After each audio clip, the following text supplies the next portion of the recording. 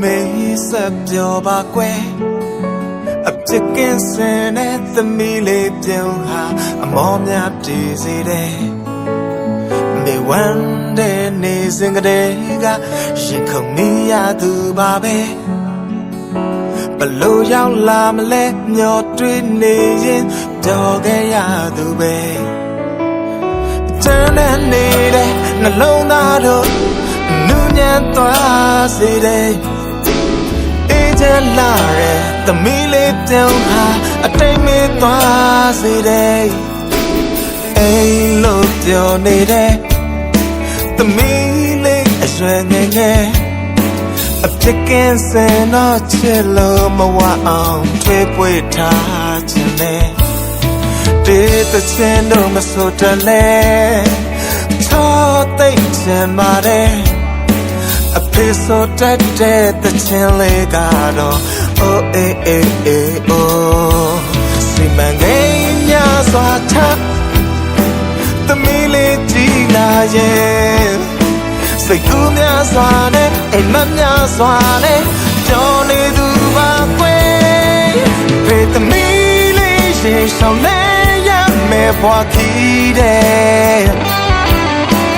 စွမ်းရောက်ခလုတ်တွေကင်းဝေးဖို့အတွက်အဖေရင်ဆိုင်ကကွယ်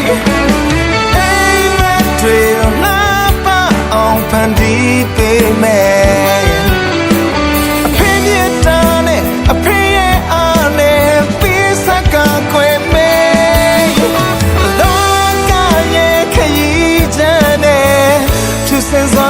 သမီးလေးရှောင်းလန်းခွေ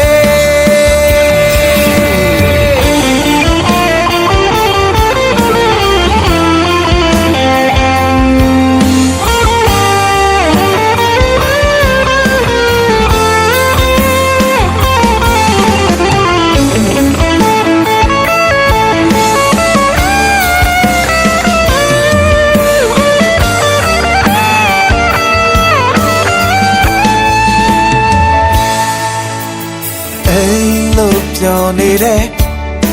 သမီးလေးအရွယ်ငယ်ငယ်အပြစ်ကင်းစင်တော့ချစ်လို့မဝအောင်ထွေးပွေထားခြင်းနဲ့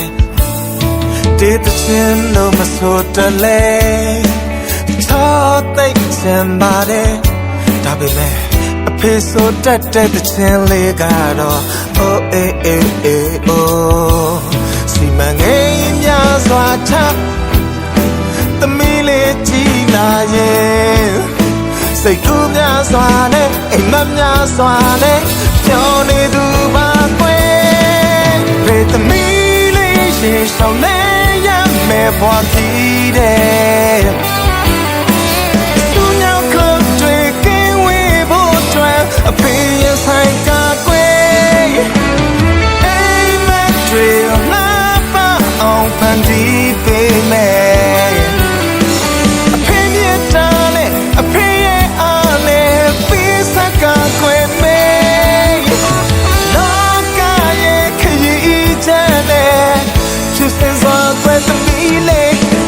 သမီးလေးရေဆောင်လဲရမယ်ဘွားခီးတဲ့စွမ်းရောက်ခလုတ်တွေကင်းဝေးဖို့အတွက်အဖေရင်ဆိုင်ကကွယ်အိမ်မက်တွေလာပါအောင်ဖန်တီးပေးမယ်အဖေမြတ်တာနဲ့အဖေရဲ့အားနဲ့ပြီးစကကွယ်